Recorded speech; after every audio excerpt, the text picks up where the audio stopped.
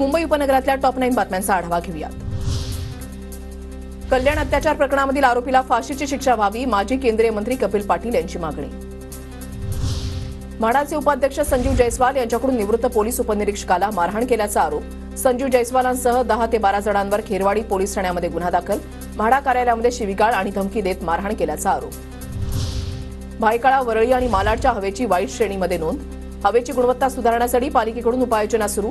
Anti smog gun आणि water sprinkler सारख्या पर्यायांचा वापर.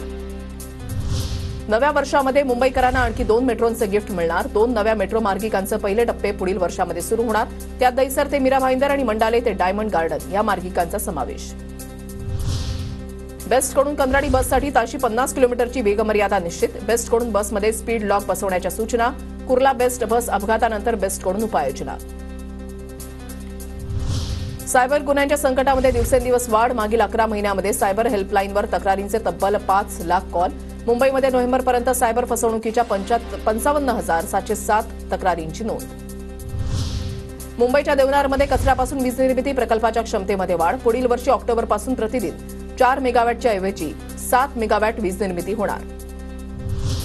मुंबईतील किरकोळ बाजारामध्ये 2 महिन्यांच्या तुलनेमध्ये डाळींच्या दरामध्ये घट. नवीन मालाची आवक वाढल्यानं डाळींच्या दरामध्ये घसरण. सामान्यांना दिलासा.